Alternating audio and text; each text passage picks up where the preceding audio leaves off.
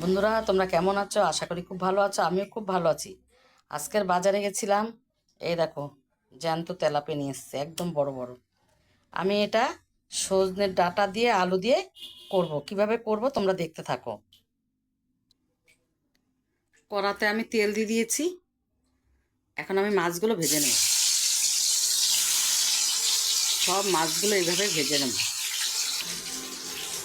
সব মাছ আমার ভাজা হয়ে গেছে। এখন আমি তুলে নেব।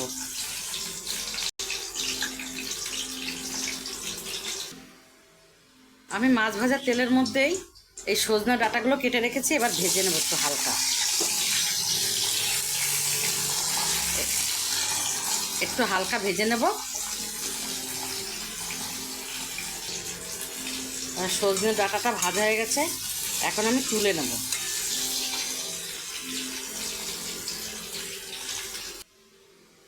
কড়ার মধ্যে আমি আরেকটু তেল দিয়ে দিয়েছি।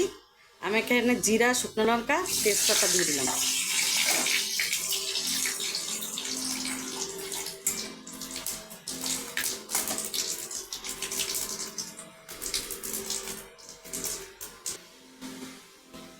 এবার আমি আলুগুলো ভেজে নেব।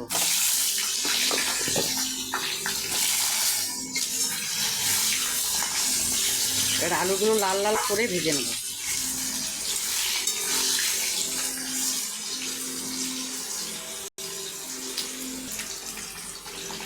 আলুটা আমি লাল লাল করে ভেজে নিয়েছি। এখন আমি মশলা দেব। এখানে আদা, রসুন, পেঁয়াজ আমি ঘষে নিয়েছি, এটা দিয়ে দেবো। দিয়ে ভালো করে নাড়াচাড়া করে নেব।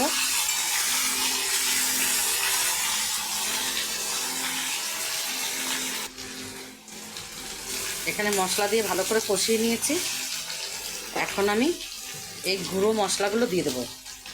এখানে সব রকমের গুঁড়ো আছে, হলুদ, লঙ্কা, জিরের গুঁড়ো আর হচ্ছে লবণ।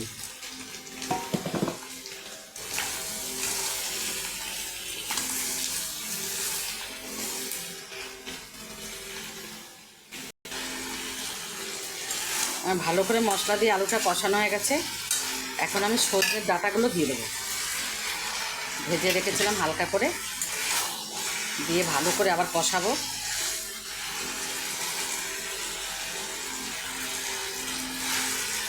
ভালো করে কষিয়ে নিয়েছি। খুব সুন্দর একটা কালার এসেছে। এখন আমি পরিমাণ মতন জল দিয়ে দেবো।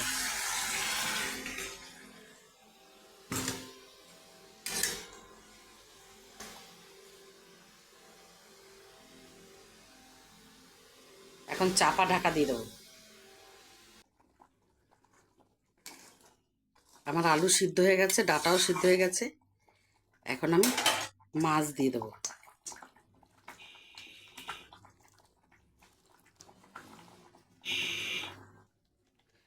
সব মাছগুলো দিয়ে দিয়েছি। আমার তরকারিটা একটু বেশি, যেহেতু আমার ননদরা এসছে।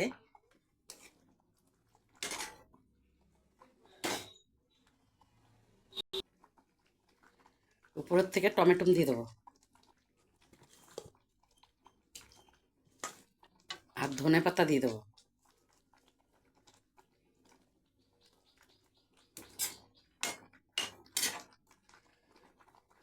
আর একটু ফুটলেই নামিয়ে দেবো।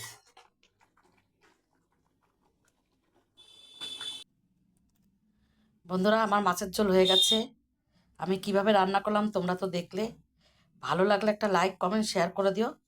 আর তোমরা এরকম বাড়িতে বানিয়ে খেও।